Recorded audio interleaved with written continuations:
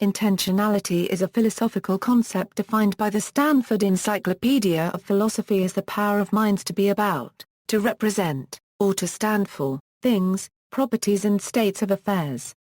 The term refers to the ability of the mind to form representations and should not be confused with intention.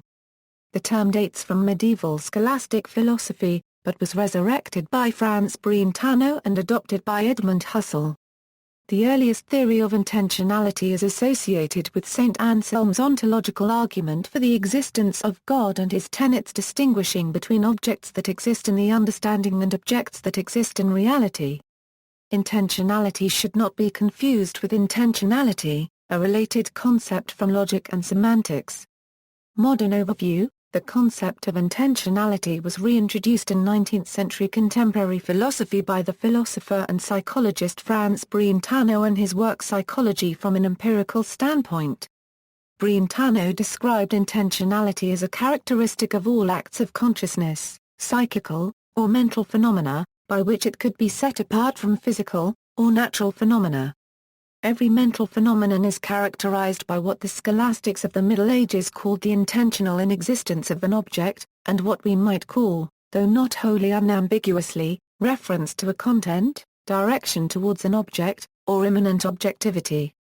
Every mental phenomenon includes something as object within itself, although they do not all do so in the same way. In presentation something is presented, in judgment something is affirmed or denied, in love loved, in hate hated, in desire desired and so on. This intentional inexistence is characteristic exclusively of mental phenomena. No physical phenomenon exhibits anything like it. We could, therefore, define mental phenomena by saying that they are those phenomena which contain an object intentionally within themselves. Brentano coined the expression intentional inexistence to indicate the peculiar ontological status of the contents of mental phenomena. According to some interpreters, the in of an existence is to be read as locative, that is, as indicating that an intended object exists in or has an existence, existing not externally but in the psychological state, while others are more cautious, affirming that it is not clear whether in 1874 this was intended to carry any ontological commitment. A major problem within intentionality discourse is that participants often fail to make explicit whether or not they use the term to imply concepts such as agency or desire, that is, whether it involves teleology. Dennett explicitly invokes teleological concepts in the intentional stance. However, most philosophers use intentionality to mean something with no teleological import. Thus, a thought of a chair can be about a chair without any implication of an intention or even a belief relating to the chair. For philosophers of language, intentionality is largely an issue of how symbols can have meaning. This lack of clarity may underpin some of the differences of view indicated below. To bear out further the diversity of sentiment evoked from the notion of intentionality, Husserl followed on Brentano, and gave intentionality more widespread attention, both in continental and analytic philosophy. In contrast to Brentano's view, French philosopher Jean-Paul Sartre identified intentionality with consciousness, stating that the two were indistinguishable. German philosopher Martin Heidegger defined intentionality as care, a sentient condition where an individual's existence, facticity, and being in the world identifies their ontological significance, in contrast to that which is the mere ontic. Other 20th-century philosophers such as Gilbert Ryle and A.J. Ayer were critical of Husserl's concept of intentionality and his many layers of consciousness, Ryle insisting that perceiving is not a process and Ayer that describing one's knowledge is not to describe mental processes. The effect of these positions is that consciousness is so fully intentional that the mental act has been emptied of all content, and the idea of pure consciousness is that it is nothing. Platonist Roderick Chisholm has revived the Brentano thesis through linguistic analysis, distinguishing two parts to Brentano's concept, the ontological aspect and the psychological aspect. Chisholm's writings have attempted to summarize the suitable and unsuitable criteria of the concept since the scholastics, arriving at a criterion of intentionality identified by the two aspects of Brentano's thesis and defined by the logical properties that distinguish language describing psychological phenomena from language describing non-psychological phenomena. Chisholm's criteria for the intentional use of sentences are existence independence, truth value indifference, and referential opacity. In current artificial intelligence and philosophy of mind, intentionality is sometimes linked with questions of semantic inference with both skeptical and supportive adherents.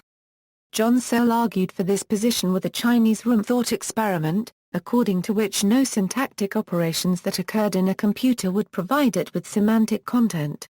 Others are more skeptical of the human ability to make such an assertion, arguing that the kind of intentionality that emerges from self-organizing networks of automata will always be undecidable because it will never be possible to make our subjective introspective experience of intentionality in decision-making coincide with our objective observation of the behavior of a self-organizing machine. Dennett's taxonomy of current theories about intentionality. Daniel Dennett offers a taxonomy of the current theories about intentionality in Chapter 10 of his book The Intentional Stance. Most, if not all, current theories on intentionality accept Brentano's thesis of the irreducibility of intentional idiom. From this thesis the following positions emerge: intentional idiom is problematic for science. Intentional idiom is not problematic for science, which is divided into eliminative materialism, realism, Queenayan double standard, which is divided into adherence to normative principle, which is divided into who makes an assumption of rationality, who follows the principle of charity, adherence to projective principle. Roderick Chisholm, G. E. M. Anscombe, Peter Geach, and Charles Taylor all adhere to the former position, namely that intentional idiom is problematic and cannot be integrated with the natural sciences. Members of this category also maintain realism in regard to intentional objects, which may imply some kind of dualism. The latter position, which maintains the unity of intentionality with the natural sciences, is further divided into three standpoints: eliminative materialism, supported by W. V. Quine and Churchland; realism, advocated by Jerry Fodor, as well as Burge, Dretske, Gripke, and the early Hilary Putnam, those who adhere to the Queenayan double standard. Proponents of the eliminative materialism understand intentional idiom, such as belief, desire, and the like, to be replaceable either with behavioristic language or with the language of neuroscience. Holders of realism argue that there is a deeper fact of the matter to both translation and belief attribution. In other words, manuals for translating one language into another cannot be set up in different yet behaviorally identical ways, and ontologically there are intentional objects. Famously, Fodor has attempted to ground such realist claims about intentionality in a language of thought. Dennett comments on this issue: Fodor attempts to make these irreducible realities acceptable to the physical sciences by grounding them in the syntax of a system of physically realized mental representations. Those who adhere to the so-called Queenayan double standard accept Quine's thesis of the indeterminacy of radical translation and its implications, while the other positions so far mentioned do not. As Quine puts it, indeterminacy of radical translation is the thesis that manuals for translating one language into another can be set up in divergent ways, all compatible with the totality of speech dispositions, yet incompatible with one another. Quine and Wilfrid Sellers both comment on this intermediary position. One such implication would be that there is, in principle, no deeper fact of the matter that could settle to interpretative strategies on what belief to attribute to a physical system. In other words, the behavior of any physical system, in theory, could be interpreted by two different predictive strategies, and both would be equally warranted in their belief attribution. This category can be seen to be a medial position between the realists and the eliminativists, since it attempts to blend attributes of both into a theory of intentionality.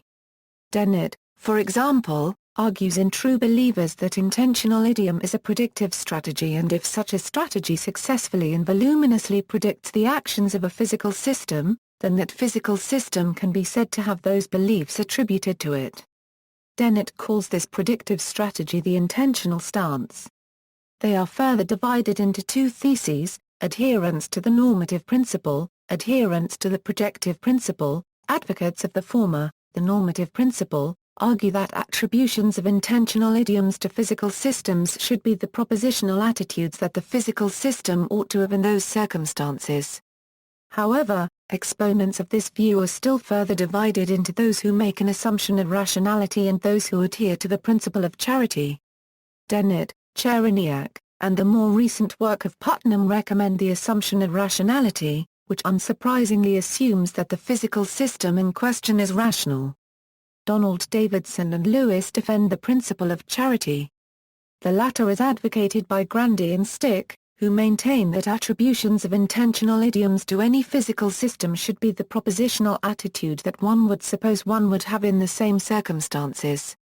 Basic intentionality types in Le Morvan, working on the intentionality of vision, belief, and knowledge, Pierre Le Morvan has distinguished between three basic kinds of intentionality that he dubs transparent, translucent, and opaque respectively.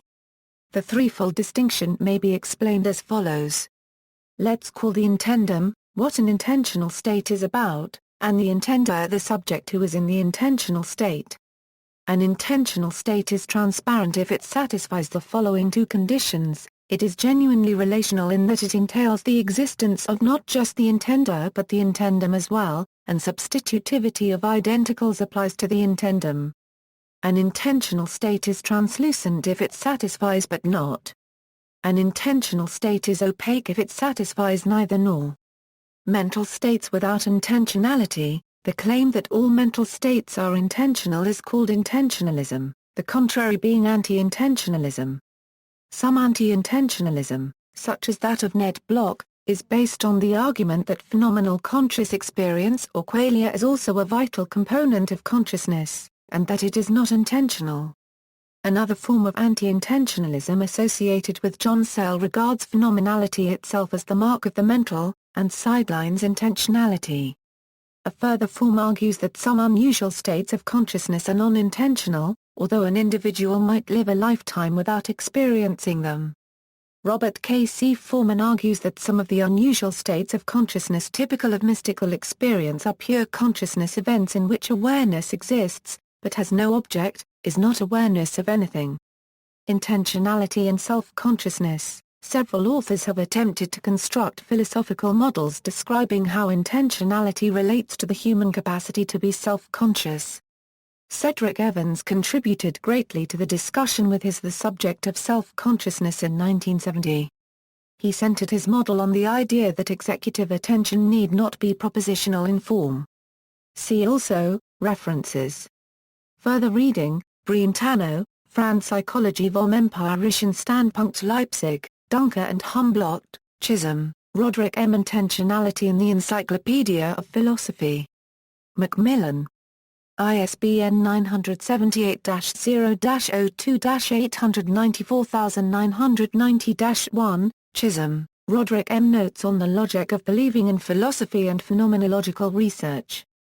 Volume 24, PA 195-201. Reprinted in Maras, Orsonio. Ed. Intentionality, Mind, and Language. ISBN 0-252-00211-3, Chisholm, Roderick M. Perceiving, A Philosophical Study. Cornell University Press. ISBN 978-0-8014-0077-3, Trzymski, Arkadius and Barry Smith. Brentano, a Euro-unregistered trademark S. Ontology, From Conceptualism to Reism in Jacquet. The Cambridge Companion to Brentano, ISBN 0-521-00765-8, Davidson, Donald. Truth and Meaning. Synthese, 17, ppA 304 Euro-23. 1967. Dennett, Daniel C. The Intentional Stance. The MIT Press. ISBN 978-0-262-54053-7, Dreyfus, Georges. Is Perception Intentional? 2006. Fodor, J. The Language of Thought. Harvard University Press. 1980.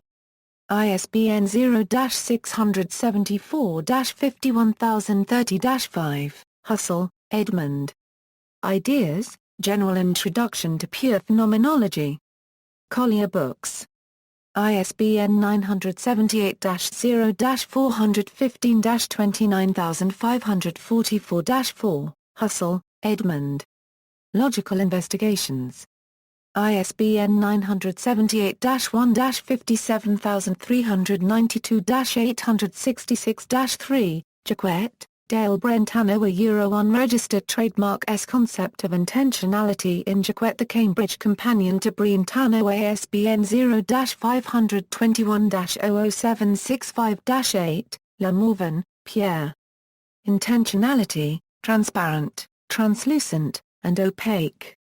The Journal of Philosophical Research, 30, pa 283-302. Moore, B.F., Moses, L.J., and Baldwin, D.A. Intentions and Intentionality, Foundations of Social Cognition. The MIT Press. ISBN 978-0-262-63267-6. Monti, Jitendranath. The Concept of Intentionality, A Critical Study. St. Louis, Missouri, Warren H. Green, 1972. ISBN 978-87527-115-6, Quine, W. V. Word and Object. The MIT Press. ISBN 978-0-262-671-2. Sajama, Seppo and Kampanen, Matti. Historical Introduction to Phenomenology. New York, New York, Krumhelm, 1987. ISBN 0-7099-4443-8, Stick, Stephen. Relativism, Rationality, and the Limits of Intentional Description. Pacific Philosophical Quarterly, 65, ppA 211 €35. 1984. Willeford, Kenneth. The Intentionality of Consciousness and Consciousness of Intentionality. In G. Fowry and G. Campes, eds., Intentionality, Past and Future. Amsterdam, Rodopi, ppA 143 €156. 2005.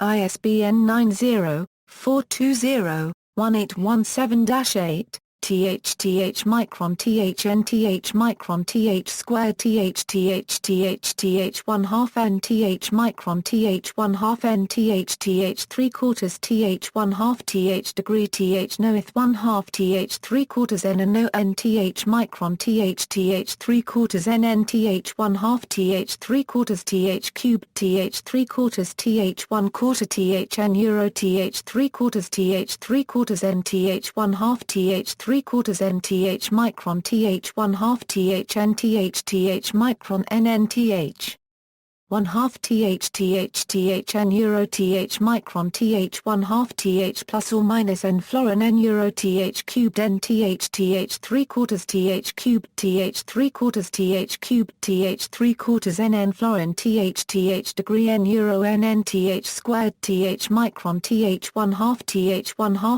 3 quarters TH cubed TH 3 quarters N florin TH 1 half TH squared TH micron N euro NTH micron NTH degree. A Euro 2007. A Euro 1. A Euro TH. 29-35. External links, Stanford Encyclopedia of Philosophy, Intentionality, Consciousness and Intentionality, Ancient Theories of Intentionality. Internet Encyclopedia of Philosophy, Intentionality, Collective Intentionality.